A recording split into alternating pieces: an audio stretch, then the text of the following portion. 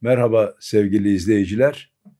Bir Dünya Edebiyat programının yeni bir bölümüyle yine karşınızdayız. Bugün de çok kıymetli bir hocamızla, onun serüveniyle nasıl yazma hikayesi başlamış, insan olma serüveniyle, çabasıyla bir tanıklık yaşayacağız. Bakalım heybemizden ne çıkacak? Sevgili hocam, hoş geldiniz. Hoş geldin. Özellikle davetimize icabet ettiğiniz için öncelikle teşekkür ederiz size. Sağ olunuz, var olunuz. Kars'tan başlayan bir Mehmet Altun hikayesi var. Doğru. Bu serüven anlatın deseler hangi başlıklarla anlatırdı Mehmet Altun, Sayın Hocam? Nereden başlanır bilmiyorum ki. Evet, insan kendini anlatırken galiba dünyanın en zor işini yaşar. Herhalde ben de onunla karşılaşacağım. Kars doğumluyum, doğrudur. Selimliyim. Oranın bir dağ köyünde doğmuşum. Bozkuş'tur oranın adı. Bir Kürt köyü. İlkokula başlayana kadar orada yaşadık. İlkokuldan sonra başka bir köye taşındık. İlkokul bitene kadar da o köyde yaşayıp sonra da Ardahan, Kars, Sakarya, İstanbul diyerek eğitim hayatına devam ettim. Bu serüvenin bendeki en özgün tarafı her bir hikayenin dolaşırken bana bıraktığı miras. Ben her seferinde bambaşka bir şeyle tanışmış oldum. Ama özel olarak beni edebiyata taşıyan bir taraf var mıydı bu çocuklukta? Düşündüğüm zaman aslına bakarsanız evet varmış. Ben farkında olmadan biriktirmişim. Bizim çocukluğumuz büyük derslerin olduğu, büyük derslerin alındığı bir çocukluk dönemine denk geliyor. 1975 ve sonrasındaki bu çocukluk bizim hakikatimizin aslına bakarsanız toplumsal olarak, insani olarak yavaş yavaş büyüdüğü ve bizi bir sürü şeyle yüzleştirdiği bir zamana denk geliyor. Bu zamanın ülkenin koşullarıyla ilişkisi olduğu gibi bizim bireysel hikayemizle de ilgisi var. Coğrafyayla da ilgisi var. Tabii ki, sert bir tabii coğrafya. ki. Çok sert bir coğrafya. Onu içeride de konuşmuştuk. Oradan da devam edebiliriz. Coğrafya insanın kaderidir, doğrudur. Hani kimileri işte İbn Haldun'a mal ediyor ama aslında onun değil. İlk defa kullanan kişi Ahmet Hamdi olarak biliniyor bizim edebiyatımızda. Hakikaten coğrafya kader. Bizi ne yediğimiz kadar içinde yaşadığımız coğrafyada belirliyor.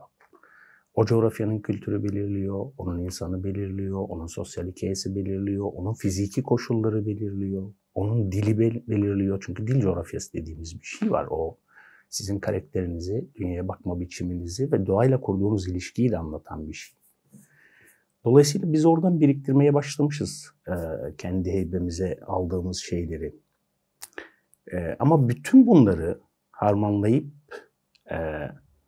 kendime ne katmışım oradan diye baktığım zaman karşılaştığım şey aslında şu. Benim çocukluğumda Sürmeli amca vardı. Ablamın da kayınpederidir. Çok sevdiğim, çok önemsediğim bir kişilikti. O bize hikayeler anlatırdı. Ben onun Cirokvan olduğunu yetişkin bir adam olduktan sonra, üniversiteyi bitirdikten sonra öğrendim. Çünkü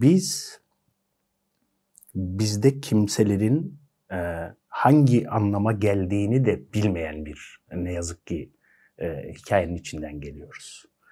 Kişinin yeteneklerini tarif edebilme yeteneğimiz bile yokmuş o zaman. Bu kadar kendinden uzakta olunca insan heybesine ne kattığını bilmiyor, tarif etmeden getiriyor aslına bakarsanız. Dolayısıyla Sürmeli amcanın anlattığı akşam hikayeleri, onunla beraber rahmetli annemin anlattığı hikayeler, bendeki aslına bakarsanız heybeyi dolduran şey. Şimdilik böyle söylemiş olayım. Aslında iyi de olmuş. Mesela o heybe dolarken bir taraftan da şiir birikmiş. önce. Doğru.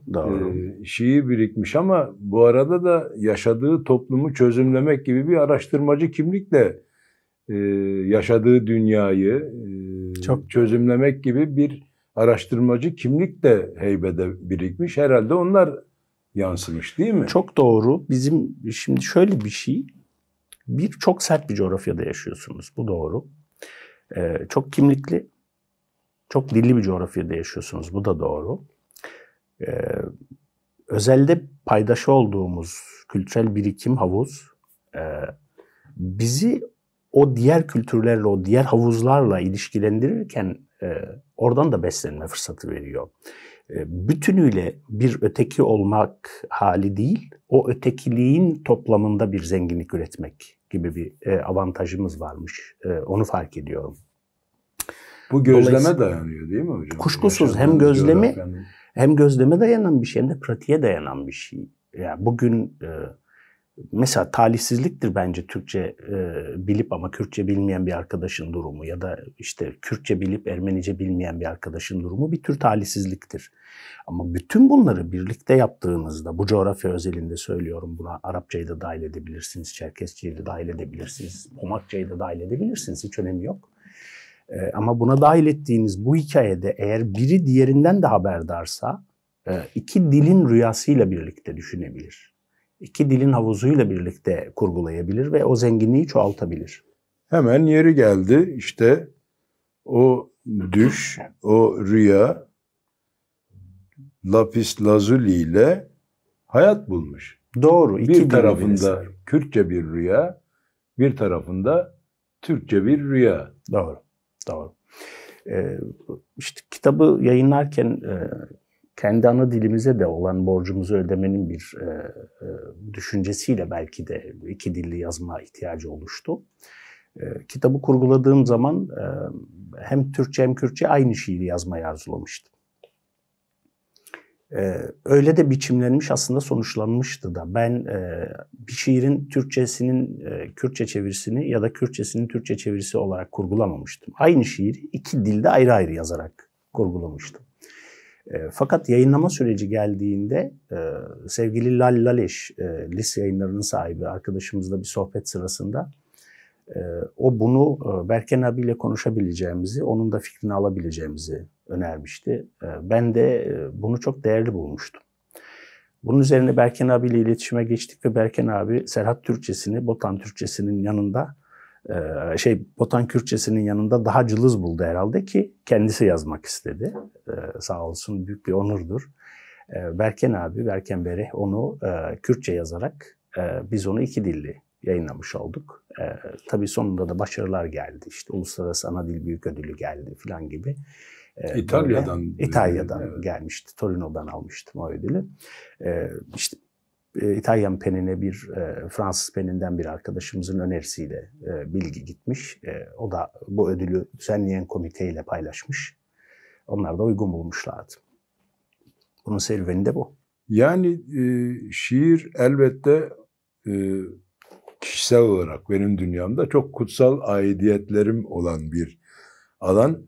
Fakat Mehmet Altun o araştırmacı tarafına da baktığımda şiirler heybeden çıkmış biriktirdikleriyle o çok kimliklilik, çok renklilik bir yazın biçimine dönüşmüş şiirinde. Devletin kökeni demiş sonra. Tabii bu arada makaleler, çeviriler var ama benim hassas alanlarımdan birisi çok o devlet denen karmaşığı çok irdelemeyi seviyorum Sayın Hocam. Siz de sanırım ilklerdensiniz bu özel konu başlığıyla. Biraz araştırmalar olmuş galiba devletin kökeninde. Ya devletin kökenine geçmeden, çünkü o akademik bir metin. O benim akademik serüvenimle ilgili bir alan. Ben bunu da göstereyim izleyenlerimize. Çünkü hakikaten kıymetli bir, bana göre başyapıt diyebiliriz. Anlamak isteyenlere. Çok sağ olun. Ona geçmeden önce bir şeyi şiirle ilgili tamamlayayım. Sonra onu konuşalım. Devletin Kökeni bir akademik metin. İşte bir tez çalışmasının sonucu olarak esere dönüşmüş bir yapı. Onu bir kenarda tutarak söyleyeyim. Türkçe ve Kürtçe şiirin dışında bir şey söylemek istiyorum. Şiirin kendisine dair. O birazcık başa dönersek o tutuk başlama serüvenine konuşmamızın, söyleşmenin. Orada şöyle bir şey var Sabri Bey. Bize anlatılan hikayelerin neredeyse tamamının ontolojik bir tarafı var. Çocukluğumuzdan kalan hatıranın. Bu ontolojik tarafın inanç sistemiyle ilgisi var. Varoluş hikayemizin kendisiyle ilgisi var. Coğrafyanın bize bıraktığı mirasla ilgisi var. Tarihin bizde bıraktığı izle ilgisi var. Dolayısıyla benim şiir serüvenimdeki yolculuk her zaman oraya doğru olmuştur. O ontolojik meseleye doğru olmuştur. Hani Marx'ın ifadesiyle böyle iliniksel mesele, bizim sonradan edindiğimiz kimlik kodu bende çok etkili bir taraf değildir, hiç olmadı. Kuşkusuz önemli bir yeri var ama ben onu başat bir alan olarak hiç seçmedim. Öyle de yorumlamadım.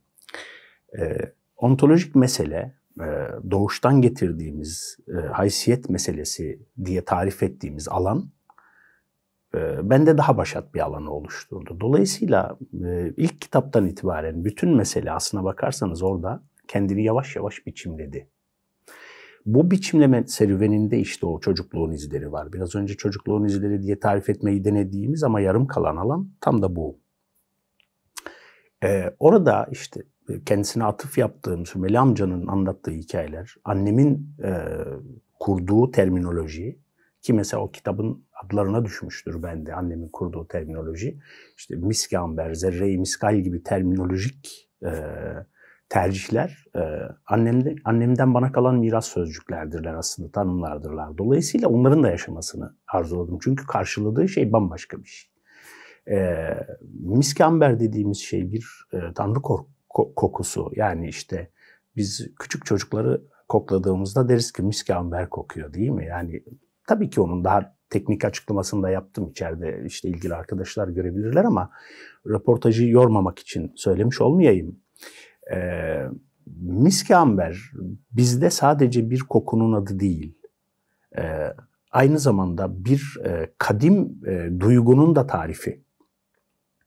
Şimdi devamı olarak gelecek olan zerre-i miskal de aynı. Tanrı parçacığı olarak tarif edilen o kavramı da aynı şekilde kurguluyorum. Dolayısıyla kitap adlarına kadar sirayet eden bu ontolojik mesele aslında bizim kendi kişisel kimliğimizin de tarifini yapan bir şey. Dolayısıyla o havuza, o dosyalara, o metinin kendi içine bu duygu işliyor benim şiirimde. Bunu bir kenara koyalım. Şimdi döneyim sizin devletle ilgili söylediğiniz şeye. Devlet benim yüksek lisans tezimin, Devletin Kökeni yüksek lisans tezimin kitaba dönüşmüş hali. Ben İstanbul Üniversitesi'nde arkeoloji ve sanat tarihi ve sosyal bilgiler okudum. 2 lisanslıyım. O süreç içerisinde akademik olarak yolculuk yapmayı arzuladığım zaman bu iki branşı yan yana nasıl getirebilirim diye kurguluyordum. Arkeolojide prehistoryayı, yani yazısız dönemleri, insanlık tarihinin yazısız dönemlerini işleyen branşın mensubuyum. Bunu çalışırken bizim işte biraz önce anlattığım şiirde de tarif ettiğim ontolojik kimliğimizi ilgilendiren başat kavramları akademik olarak nasıl çalışabilirim üzerine kafa yordum. O dönem fark ettim ki bunu eski çağ tarihi diye bilinen tarih bölümünün içindeki en eski dönemleri işleyen alanda yapabilirim. Çünkü o bizim içinde bulunduğumuz coğrafyanın da hikayesiyle ilgili bir alanın çalışmasını sürdüren bir birim, bir ana bilim dalı. Orada başladım yüksek lisansa ve işte devletin kökeni üzerine kafa yorma arzum o dönem bazı araştırmalardan sonra iyice oturmuştu kafamda. 2000'lerin işte başlarına denk gelen bir dönemde ben onu kurgulamaya başlamıştım. 2003'te mezun olduktan hemen sonra yüksek lisans geçmeden önce de bir bitirme tezi vardı. O da devletin kökeniydi bende. Dolayısıyla aslına bakarsanız bir ana hat planı vardı kafamda. Oluşmuş. Tabii evet. tabii kafamda vardı. Ancak işte bilimsel bir disiplinde çalışmış olmak, ona yeterince zamanı ayırmak, bunun hakikatine uygun bilimsel tarafsızlık usulünü geliştirmek, o çerçevede işte arşivlere girmek, kütüphane karıştırmak, kıymetli hocalarla temas etmek meselesi daha duruyordu. Dolayısıyla bunu çalışmaya başladığımda o dönemin bölüm başkanı, çok kıymetli hocamız Mehmet Özdoğan profesör, beni Malatya Arslantepe kazılarını yöneten İtalyan bir arkeolog olan çok kıymetli hocamdır. Marcello Frangipane ile tanıştırdı. Onunla biraz sohbet ettikten sonra Marcello Hoca sağ olsun beni Roma'ya davet etti ve ben Roma Üniversitesi'nde La Sapienza'da kendisiyle bu başlığı çalıştım. Çalışırken bana gerçekten de burada bilmediğim bir sürü şey öğretti. Onu söylemeliyim, hakkını teslim etmeliyim. Ben de çünkü emeği çok büyük. Devleti çalışırken şununla karşılaştım. İlginç bir şekilde Türkçe'de bu konu çalışılmamış. Neredeyse hiç çalışılmamış. Devletin kökeni dediğimiz zaman herkesin hemen aklına çok ezber bir şekilde işte Engels'in, ailenin özel mülkiyetin ve devletin kökeni geliyor. Ya da Alaaddin Şenel'in bazı çevirileri geliyor. İşte Mehmet Ali Kılıçbay Hoca'nın bazı çalışmaları geliyor. Ama devletin gerçek anlamda ne zaman, nerede, niçin ortaya çıktığıyla ilgili bir çalışma böyle ete kemiğe bürünmüş bir halde yok. Onu yazısız dönem öncesine tabii, de. Yazı öncesi dönem, evet. Tam olarak Sümer'den önceki dönemi kastediyorum bununla. Dolayısıyla devletin orijini hangi ihtiyaçtan ortaya çıktı, nereden çıktı ve neden ortaya çıktığı hukukuyla ilgili ya da hususuyla ilgili hiçbir şey yok. Bazı makaleler var. İşte çok biraz önce de atıf yaptım. Mehmet Hoca'nın bazı makaleleri var. Dünyada çok kıymetli bazı hocaların atıfları var, makaleleri var.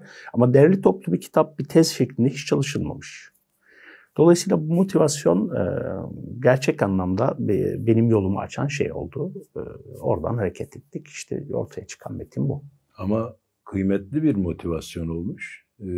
Hem sahada olmayan bir şey, hem çalışma alanının çok genişliği, hem de aslına bakarsanız anlamsal olarak da herkesin kendine göre yorumladığı bir yere Mehmet Altun'un bilimsel bir perspektif sunması devlet bir tanıma kavuşmuş diyebilir miyiz burada? Çok rahatlıkla diyebiliriz. Sonuçta akademide şöyle şeyler hep ola gelmiştir. Bir konuyu çalışırsınız. Konuyu doktrin olarak çalışmak zorunda olduğunuz için, bir tez olarak çalışmak zorunda olduğunuz için sonuca ulaşırsınız. Ama sonra çalışmış olduğunuz metne siz de inanmamaya başlayıp onu reddedebilirsiniz. Böyle bir hakkınız var. Bu benim reddetmek asla istemeyeceğim bir şey. Tam da kendimi ikna ettiğim, söylediğim şeyin arkasında durabileceğime inandığım bir metin oldu. Dolayısıyla bence hakikatine uygun bir metin. Gerekçesi de şu, devlet dediğimiz aygıt temel anlamda nedir diye sorguladığımız zaman karşımıza modern devlet veya onunla ilgili filozofların düşünceleri gelir. Bunların kimi siyaset bilimi felsefesiyle uğraşan insanlardırlar, kimi doğrudan felsefeyle ilişkili insanlardırlar ama siyaset biliminin bu alanını da düşünür, yorumlarlar. Kimi antropologtur. Ama arkeolojinin buradaki farkı şu, arkeoloji verili materyale, kanıtlara dayanarak bunu tarif eden bir alan. Dolayısıyla hakikati en merkezden gören, en gerçeğe uygun şekilde açıklamayı deneyen ve bunu kanıtlarla sunan bir şey.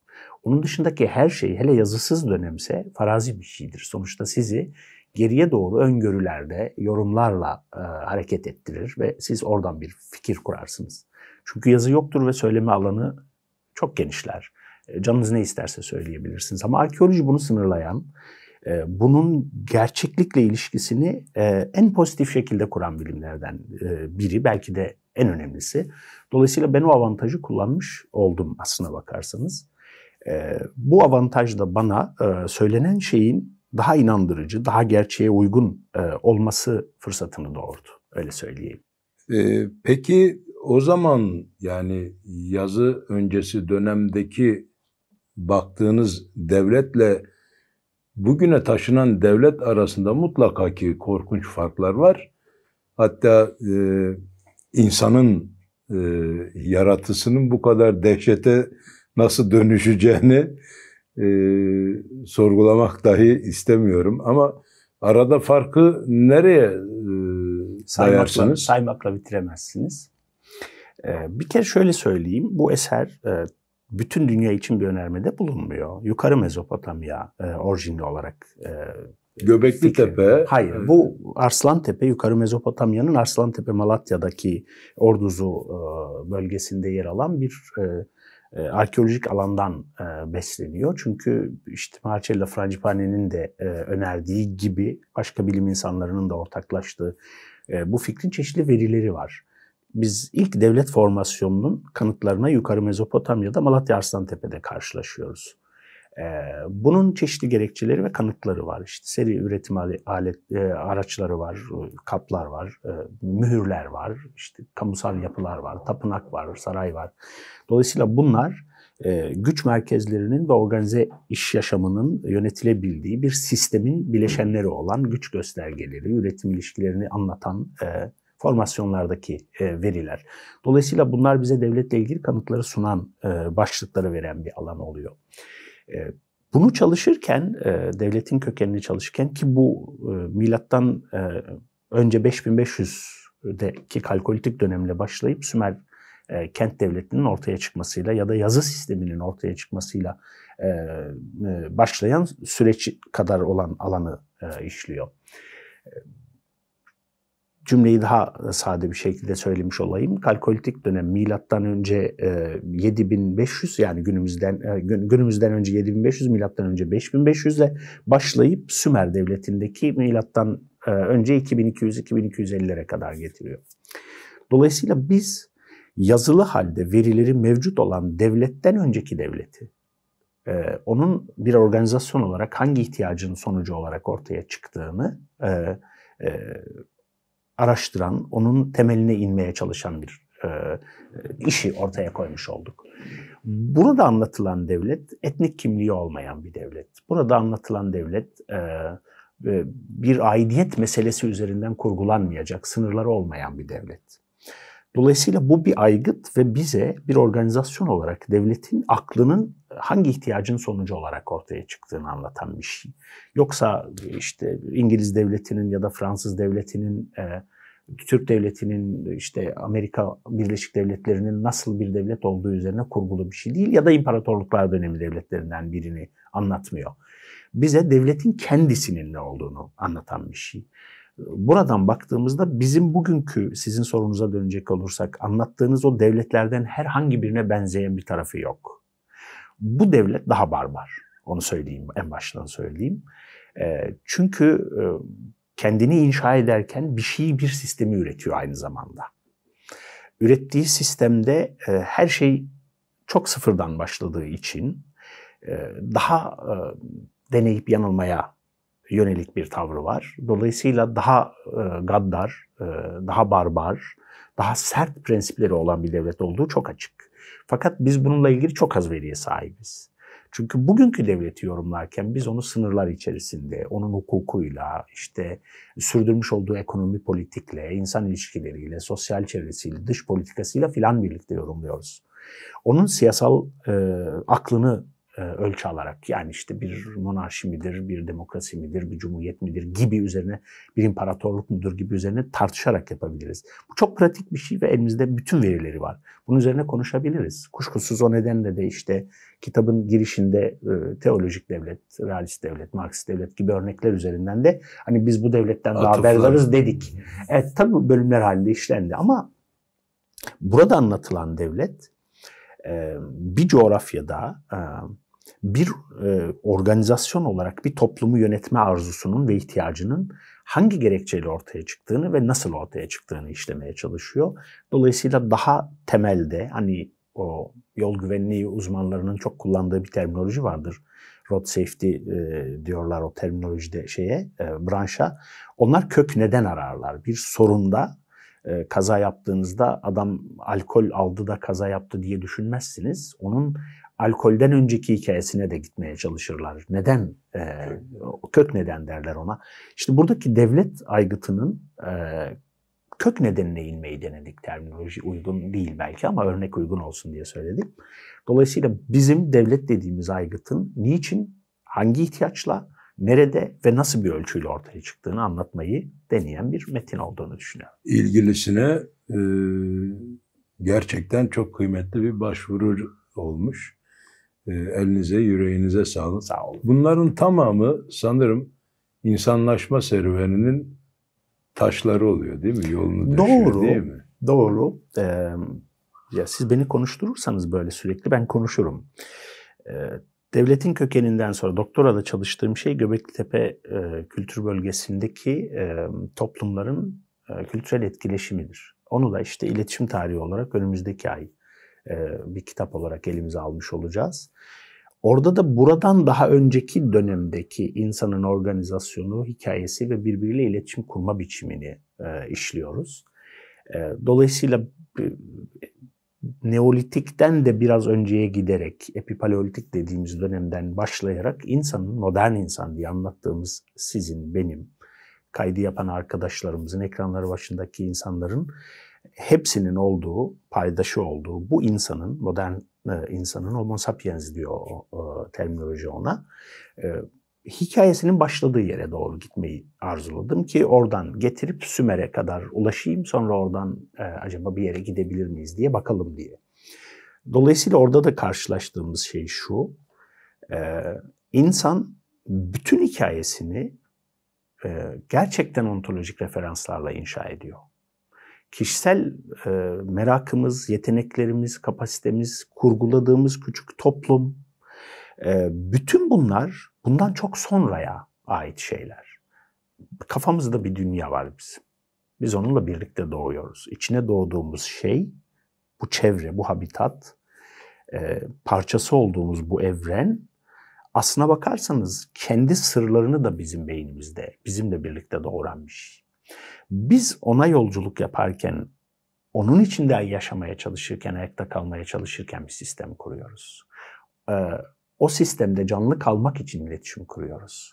Bu iletişimi sürdürürken nasıl bir çevrede, nasıl bir hikayeyi kurgulayacağımızı da sadece biz değil, içinde yaşadığımız habitat da belirliyor. Dolayısıyla o yolculuk şimdi Sümer'e kadar gelmiş oldu. O kitap da çıktıktan sonra herhalde biraz daha rahatlamış olacağım. Emeğinize sağlık Sağ olun, Sayın Hocam. Sağ olun. Sizi tanıdığım için, sizinle bu kaydı tarihe not düştüğüm için çok mutluyum kendi adıma. Kurumum adına da geldiğiniz için çok teşekkür ediyorum. Memnuniyetle. Sohbetiniz için çok teşekkür ederim. Aklınızın yolu açık olsun. Yani hepimizin. Bu yüzleşme kıymetli bir yüzleşme. Çocukluğu, coğrafyası bir bütünen insanın nerede başlayıp nerede biten bir hikayeye sahip olduğunun göstergesi olduğuna bir tanıklıktı bugün yaşadığım. Çok sağ olun, var olun Siz Sayın sağ Hocam. olun. Ya şöyle bir şey ekleyeyim isterseniz. İnsan sadece kendinin değil ya. Uçurtma Avcısı kitabında çok güzel bir anekdot hatırlıyorum. İnsan annesinin çocuğu, eşinin yoldaşı, çocuğunun babası filandır. Arkadaşlarının da yoldaşıdır. Dolayısıyla canımız sadece bizim değil, biriktirdiklerimizi öldürmememiz gerekir. Onun bencilliğini kurgulamamamız gerekir. Bir şey mülkiyete dönüşüyorsa ki bu akıl dahildir buna, o müthiş bir problemli alana dönüşüyor. Biriktirdiğimiz şey biziz ya, işte onu paylaşmak zorundayız. Belki bütün toplam da bunu anlatan bir şey. Bu yolculuk biraz da bana ait olmayan bu canın biriktirdiklerini paylaşma arzusu. Biriktirdiklerinizi paylaştığınızı gördük, aktarmaya, yardımcı olmaya çalıştık.